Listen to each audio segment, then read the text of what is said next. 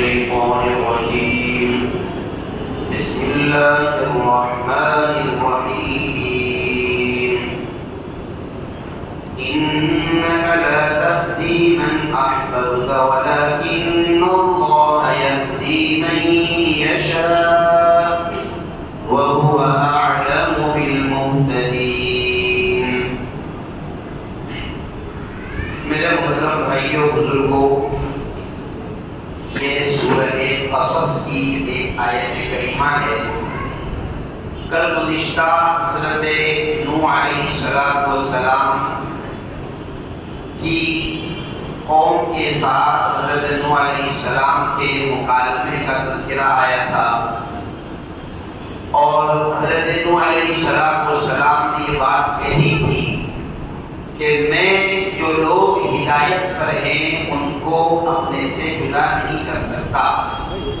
وہ میرے مومن بھائی ہیں، انہوں نے مجھے اللہ کا پیغمبر مانا ہے۔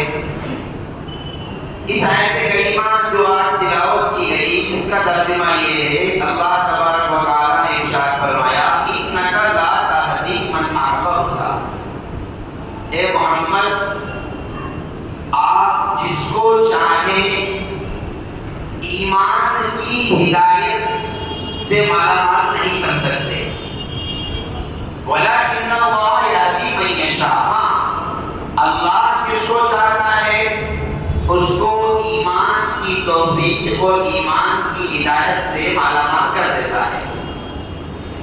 یعنی حضرت جناب رسول اللہ صلی اللہ علیہ وسلم کو یہ بتلایا گیا کہ ایک طرف تو اللہ نے فرمایا یا ایھا الرسول بلغ ما انزل الیک من ربک، آپ پر آپ کے رب کی جانب سے جو بھی اتارا گیا وہ سارا کے سارا آپ دنیا والوں کے سامنے پیش کر دو، اور اگر آپ نے ایسا نہیں کیا فإن لم تفعل فما بلغت رسالته، تو آپ اللہ کی رسالت کو پہنچانے والے نہ ہوں گے۔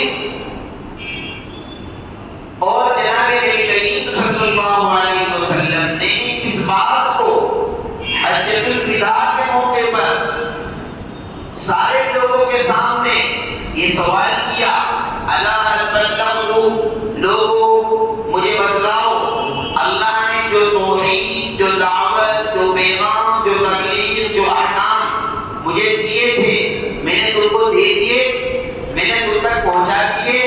لوگوں نے کہا نعم قد بلغت، بلا قد بلغت، بالکل کیوں نہیں، آپ نے تو اپنا کام کر دیا۔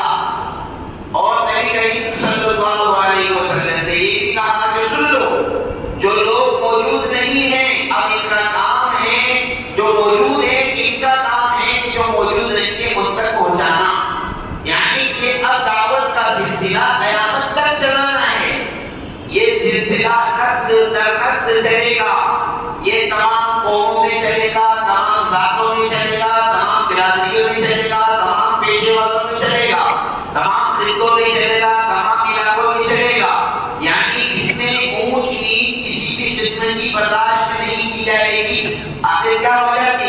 حضرت جناب رسول اللہ صلی اللہ علیہ وسلم کے پاس میں بیٹھنے والے لوگ، آپ کے دسترخوان پر کھانا کھانے والے لوگ، آپ کے ساتھ میں نماز پڑھنے والے لوگ، سب کے رنگ الگ تھے اور سب کے پیشے الگ تھے، ذات الگ تھی، برادریاں الگ تھی، علاقے الگ تھے، کوئی کالا ہے، کوئی گورا ہے، کوئی موٹا ہے، کوئی دبلا پتلا ہے، کوئی امیر ہے، کوئی غریب ہے، لیکن ذہنیت سب کی یہی ہے کہ حضرت محمد مصطفیٰ صلی اللہ علیہ وسلم کی اطاعت کرنا ہے۔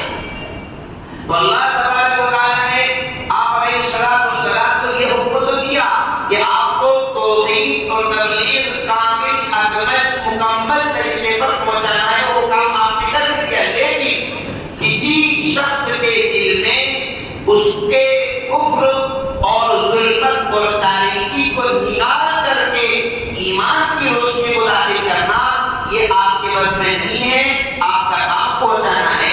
بعض روایات کے مطابق اس آیت کریمہ کا نزول ابو طالب کے متعلق نازل ہوا، جو کہ جناب نبی کریم صلی اللہ علیہ وسلم کے چچا تھے،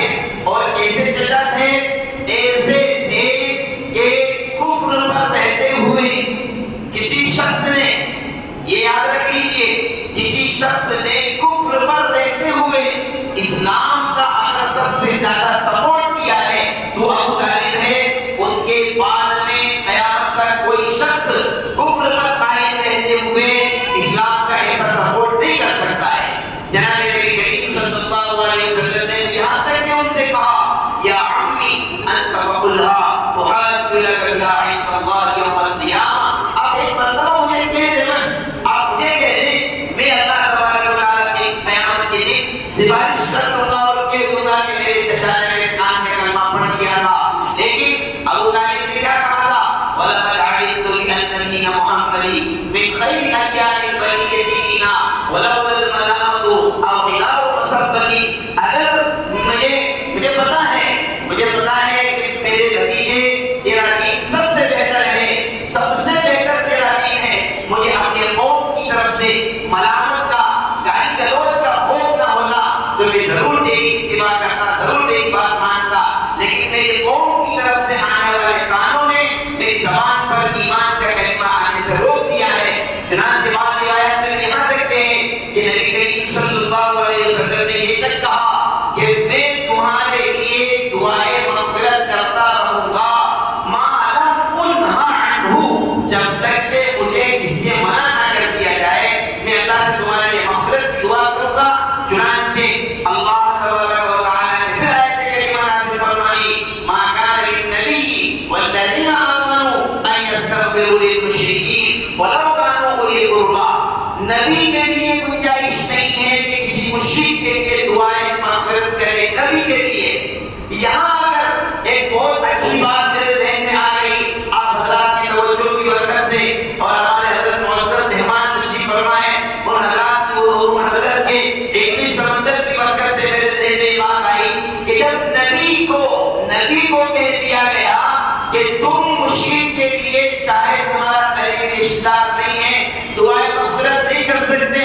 ہمارے بہت سارے ساتھی، بہت سارے احباب، وہ صاحب ان کا انتقال ہو گیا، ان کے قرآن خیر میں جا رہے ہیں، بتائیے فلاں صاحب کا انتقال ہو گیا، وہ فلاں نیتا جی تھے وہ مر گئے، اب ان کے قرآن خیر میں جا رہے ہیں. کیوں جا رہے ہیں؟ انہوں نے سارے مذہب کے لوگوں کو بلایا ہوا ہے تو ہمارے لوگ بھی پہنچ گئے اور وہاں قرآن پڑھ رہے ہیں. بھائی کس کے لیے پڑھ رہے ہیں آپ؟ بتائیے آپ کس کے لیے پڑھ رہے ہیں قرآن؟ ارے نبی کو کہہ دیا گیا کہ جو لوگ دنیا سے ایمان کے بغیر جا چکے ہیں آپ ان کے لیے دعا مغفرت نہ کریں. نبی کو ان الفاظ میں کہا گیا ہے تو کسی دوسرے کے لیے سفارش کی کہاں گنجائش ہو سکتی ہے؟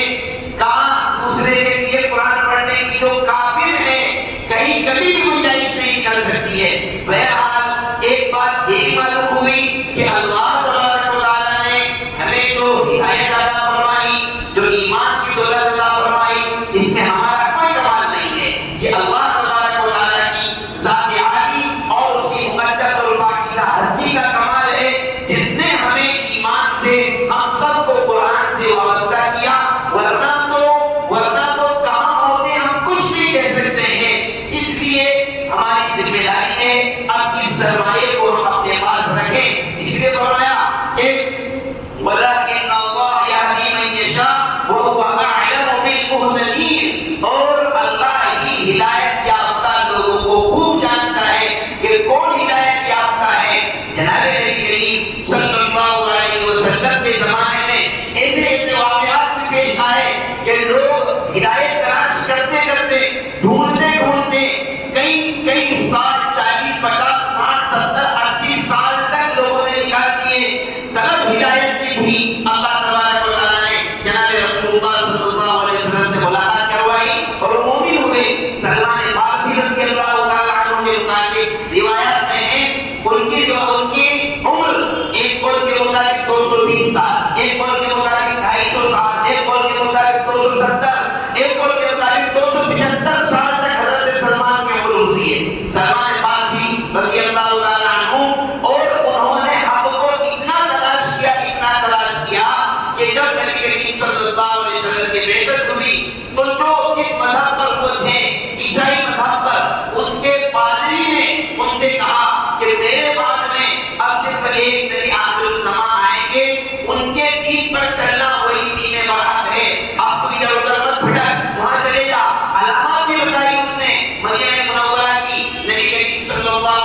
کی خدمت میں وہ پہنچے اور اللہ تبارک و تعالیٰ نے انہیں ایمان کی دولت سے نوازا. وہ تو ٹھیک ہے.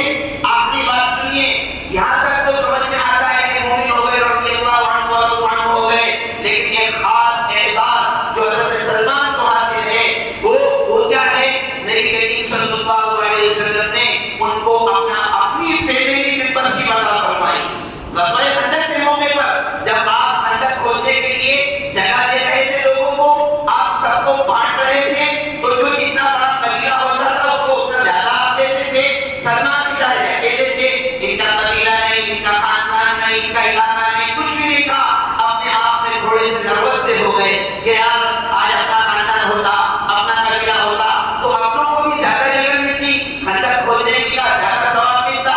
تنہائی میں نبی کریم صلی اللہ علیہ وسلم کی خدمت میں پہنچے اور اپنا شکوہ بیان کیا. نبی کریم صلی اللہ علیہ وسلم نے فرمایا, کس نے کہا تم اکیلے ہو؟ فرمایا سلمان منا اہل البیت. ارے تم تو ہمارے فیملی ممبر ہو. کیا فرمایا آپ نے؟ تم تو میرے فیملی ممبر ہو, جہاں میں کام کروں گا وہاں تم کام کرو گے. یہ وہ اعزاز ہے جو اللہ نے ان کو عطا فرمایا. اللہ تبارک و تعالیٰ ہمیں ایمان کی پر استقامت نصیب فرمائے, قدردانی کی توفیق نصیب فرمائے. حضرت مولانا شرافت صاحب نصیب فرمائے. میں بہت